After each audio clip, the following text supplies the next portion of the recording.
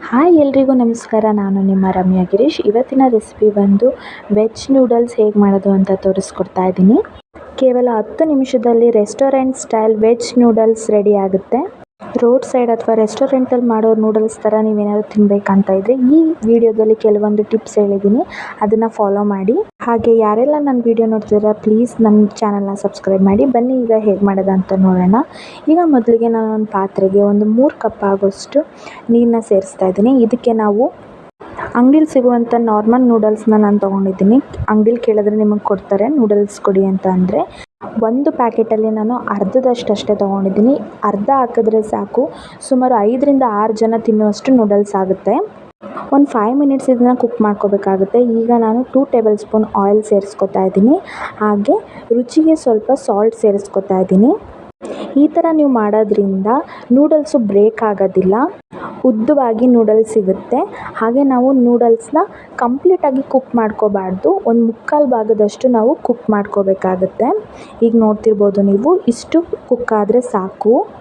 ನಾವು ತುಂಬ ಮೆತ್ತಿಯಾಗಿ ಕುಕ್ ಮಾಡಿಬಿಟ್ರೆ ಮಿಕ್ಸ್ ಮಾಡಬೇಕಾದ್ರೆ ಬ್ರೇಕ್ ಆಗಿಬಿಡುತ್ತೆ ನೂಡಲ್ಸು. ಅದರಿಂದ ನಮಗೆ ತುಂಬ ಲೆಂತಿಯಾಗಿ ನೂಡಲ್ಸ್ ಸಿಗೋದಿಲ್ಲ. ನೋಡ್ತಿರ್ಬೋದು ನೀವು, ನಾನು ಎಣ್ಣೆ ಹಾಕಿರೋದ್ರಿಂದ ಯಾವುದೇ ರೀತಿ ಬ್ರೇಕ್ ಆಗಿಲ್ಲ. ನೆಕ್ಸ್ಟ್ ಈಗ ಒಂದು ದೊಡ್ಡ ಬಾಣಲಿ ತೊಗೊಂಡಿದ್ದೀನಿ. ನೀವು ನೂಡಲ್ಸ್ ಹಾಕ್ಬೋದು ಅಥವಾ ಗೋಬಿ, ಫ್ರೈಡ್ ರೈಸ್ ಯಾವುದೇ ಒಂದು ಪದಾರ್ಥ ಮಾಡಬೇಕಂದ್ರೆ ಸ್ವಲ್ಪ ದೊಡ್ಡ ಪಾತ್ರೆನೇ ನೀವು ತೊಗೊಳ್ಳಿ.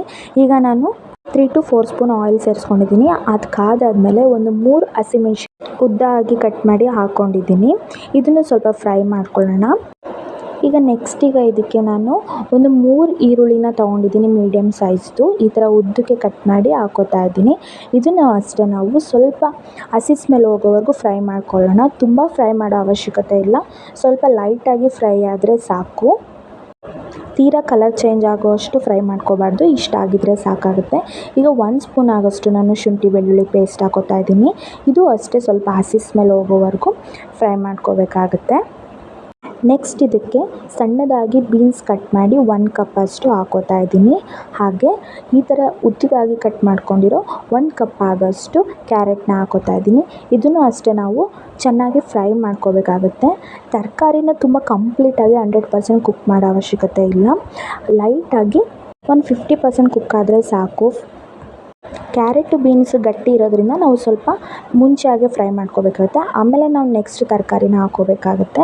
ಈಗ ನಾನು 1 ಕಪ್ ಆಗೋಷ್ಟು ಕ್ಯಾಬೇಜ್ ಹಾಕೋತಾ ಇದ್ದೀನಿ, ಎಲೆಕೋಸು. ಹಾಗೆ ಒಂದು 1/2 ಕಪ್ ಆಗೋಷ್ಟು ಗ್ರೀನ್ ಕ್ಯಾಪ್ಸಿಕಮ್ ಹಾಕೋತಾ ಇದ್ದೀನಿ. ನೀವು ಯಾವುದಾದ್ರೂ ಹಾಕ್ಕೋಬೋದು. ಇದನ್ನು ಅಷ್ಟೇ ಲೈಟಾಗಿ ಸ್ವಲ್ಪ ಫ್ರೈ ಮಾಡ್ಕೊಳ್ಳೋಣ. ತುಂಬ ಕುಕ್ ಮಾಡೋ ಅವಶ್ಯಕತೆ ಇಲ್ಲ, ಆಗಲೇ ಹೇಳ್ದಂಗೆ. 1 ಸ್ಪೂನ್ ಚಿಲ್ಲಿ ಪೌಡರ್ ಹಾಕೋತಾ ಇದ್ದೀನಿ. ಹಾಗೆ ರುಚಿಗೆ ಸ್ವಲ್ಪ ಉಪ್ಪು ಹಾಕೋತಾ ಇದ್ದೀನಿ. ನೂಡಲ್ಸ್ಗೂ ಹಾಕ್ಕೊಂಡಿರೋದ್ರಿಂದ ಸ್ವಲ್ಪ ತರಕಾರಿಗೆ ಎಷ್ಟು ಬೇಕೋ ಅಷ್ಟನ್ನು ನಾನು ಸೇರಿಸ್ಕೊತಾ ಇದ್ದೀನಿ. ಒಂದು 2 ನಿಮಿಷ ಇದನ್ನು ಬೇಯಿಸ್ಕೋಬೇಕಾಗುತ್ತೆ. ಉಪ್ಪು ಖಾರ ಹಿಡಿಯುವಷ್ಟು ನಾವು ಚೆನ್ನಾಗಿ ಫ್ರೈ ಮಾಡಿಕೊಂಡು ಬೇಯಿಸ್ಕೋಬೇಕಾಗುತ್ತೆ. ಈಗ ನಾನು ಇದಕ್ಕೆ ಧನಿಯಾ ಪುಡಿ, ಕೊರಿಯಾಂಡರ್ ಪೌಡರ್ 1 ಸ್ಪೂನ್ ಹಾಕೋತಾ ಇದ್ದೀನಿ. ಇದನ್ನು ಅಷ್ಟೇ ಚೆನ್ನಾಗಿ ಫ್ರೈ ಮಾಡಿಕೊಂಡು ಒಂದು 2 ಮಿನಿಟ್ಸ್ ಫ್ರೈ ಮಾಡ್ಕೊಳ್ಳೋಣ. ಈಗ ನಾವು ಎತ್ತಿಟ್ಕೊಂಡಿದ್ವಲ್ಲ ನೂಡಲ್ಸು, ಅದನ್ನು ಹಾಕ್ಕೊಂಡು ಚೆನ್ನಾಗಿ ತರಕಾರಿ ಎಲ್ಲ ಮಿಕ್ಸ್ ಆಗುವಷ್ಟು ನಾವು ಚೆನ್ನಾಗಿ ಮಿಕ್ಸ್ ಮಾಡ್ಕೋಬೇಕಾಗುತ್ತೆ. ಈಗ ನೋಡಿ, ಇಷ್ಟು ಮಿಕ್ಸ್ ಆಗಿದೆ. ಈಗ ನಾವು ಸಾಸ್ನ ಸೇರಿಸ್ಕೊಳ್ಳೋಣ. 2 ಸ್ಪೂನ್ ಗ್ರೀನ್ ಚಿಲ್ಲಿ ಸಾಸ್ ಹಾಕೋತಾ ಇದ್ದೀನಿ. ಖಾಲಿ ಆಗಿಬಿಟ್ಟಿದೆ, ಅದರಿಂದ ಹಾಕೋತಿದ್ದೀನಿ. ನಿಮ್ಗೆ ಬೇಕಂದರೆ ಇನ್ನೂ ಒಂದು ಸ್ವಲ್ಪ ಹಾಕ್ಕೋಬೋದು. ಹಾಗೆ 2 ಸ್ಪೂನ್ ಆಗೋಷ್ಟು ರೆಡ್ ಚಿಲ್ಲಿ ಸಾಸ್ ಹಾಕೋತಾ ಇದ್ದೀನಿ.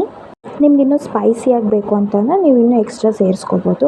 ಹಾಗೆ ಇಲ್ಲಿ 2 ಸ್ಪೂನ್ ಆಗೋಷ್ಟು ಸೋಯಾ ಸಾಸ್ ಹಾಕ್ಕೊಂಡು ಚೆನ್ನಾಗಿ ಮಸಾಲೆ ಎಲ್ಲ ಸಾಸ್ ಎಲ್ಲ ಮಿಕ್ಸ್ ಆಗೋವರೆಗೂ ನಾವು ಫ್ರೈ ಮಾಡ್ಕೋಬೇಕಾಗುತ್ತೆ. ಈಗ ನಾನು ಸ್ವಲ್ಪ ಉಪ್ಪು ಬೇಕು ಅಂತ ಅನ್ನಿಸ್ತು ನನಗೆ, ಅದಕ್ಕೆ ಒಂದು 1/2 ಸ್ಪೂನ್ ಆಗೋಷ್ಟು ನಾನು ಉಪ್ಪು ಸೇರಿಸ್ಕೊತಾ ಇದ್ದೀನಿ. ಈಗ ಇದಕ್ಕೆ ಮೇಯ್ನಾಗಿ ನೂಡಲ್ಸ್ ಪೌಡರು, ನೀವು ಅಂಗಡಿಲಿ ಕೇಳಿದ್ರೆ ಸಿಗುತ್ತೆ, ಇದು ನೂಡಲ್ಸ್ ಪೌಡರ್ ಕೊಡಿ ಅಂತ ಅಂದರೆ ಸಿಗುತ್ತೆ. ಅದನ್ನು ಹಾಕಿ ನಾನು ಚೆನ್ನಾಗಿ ಮಿಕ್ಸ್ ಮಾಡ್ಕೋತಾ ಇದ್ದೀನಿ. ನೀವು ಯಾವ ಬ್ರ್ಯಾಂಡ್ ಆದರೂ ಯೂಸ್ ಮಾಡ್ಬೋದು. ನೋಡಿ, ಈಗ ಚೆನ್ನಾಗಿ ಮಿಕ್ಸ್ ಮಾಡಿಕೊಂಡು ಮಸಾಲೆ ತರಕಾರಿ ಎಲ್ಲ ಸುದ ಕರೆಕ್ಟಾಗಿ ಮಿಕ್ಸ್ ಆಗಿದೆ. ಈಗ ಇಷ್ಟು ಇದ್ದರೆ ಸಾಕಾಗುತ್ತೆ. ಈಗ ಇದಕ್ಕೆ ನಾನು ಲಾಸ್ಟಲ್ಲಿ ಕೊತ್ತಂಬರಿ ಸೊಪ್ಪನ್ನ ಸೇರಿಸ್ಕೊತಾ ಇದ್ದೀನಿ. ನಿಮ್ಮ ಹತ್ರ ಸ್ಪ್ರಿಂಗ್ ಆನಿಯನ್ ಇದ್ದರೆ ಅದನ್ನು ಸುದ ಸೇರಿಸ್ಕೋಬೋದು, ಅದು ಚೆನ್ನಾಗಿರುತ್ತೆ. ನನ್ನ ಹತ್ರ ಇವತ್ತು ಖಾಲಿ ಆಗಿಬಿಟ್ಟಿತ್ತು, ಅದರಿಂದ ಸೇರಿಸ್ಕೊಂಡಿಲ್ಲ. ಈಗ ಮಿಕ್ಸ್ ಚೆನ್ನಾಗಿ ಮಾಡಿಕೊಂಡು ಇದನ್ನು ಸರ್ವ್ ಮಾಡ್ಕೊಳ್ಳೋಣ. ನೋಡ್ತಿರ್ಬೋದು ಎಷ್ಟು ಚೆನ್ನಾಗಾಗಿದೆ ಅಂತ. ರೋಡ್ ಸೈಡಲ್ಲಿ ತಿಂದು ಹೆಲ್ತ್ನ ಹಾಳು ಮಾಡ್ಕೊಳ್ಳೋ ಬದಲು ಅಥವಾ ರೆಸ್ಟೋರೆಂಟ್ ಅಥವಾ ಹೋಟ್ಲಲ್ಲಿ ತುಂಬ ದುಡ್ಡು ಕೊಟ್ಟು ವೇಸ್ಟ್ ಮಾಡ್ಕೊಳ್ಬೋದು. ಮನೇಲಿರೋ ಪದಾರ್ಥದಲ್ಲಿ ಕೇವಲ 10 ನಿಮಿಷದಲ್ಲಿ ವೆಜ್ ನೂಡಲ್ಸ್ ಮನೇಲೇ ಮಾಡ್ಕೋಬೋದು. ಯಾರಿಗೆಲ್ಲ ಈ ವಿಡಿಯೋ ಇಷ್ಟ ಆಯಿತು ಪ್ಲೀಸ್ ಲೈಕ್ ಮಾಡಿ, ನನ್ನ ಚಾನಲ್ನ ಸಬ್ಸ್ಕ್ರೈಬ್ ಮಾಡಿ. ಬೇರೆ ಥರ ಕುಕಿಂಗ್ ವೀಡಿಯೋಸ್ ಬೇಕಿದ್ದರೆ ಕಮೆಂಟಲ್ಲಿ ತಿಳಿಸಿ, ನಾನು ಮಾಡೋಕ್ಕೆ ಟ್ರೈ ಮಾಡ್ತೀನಿ. Thank you for watching.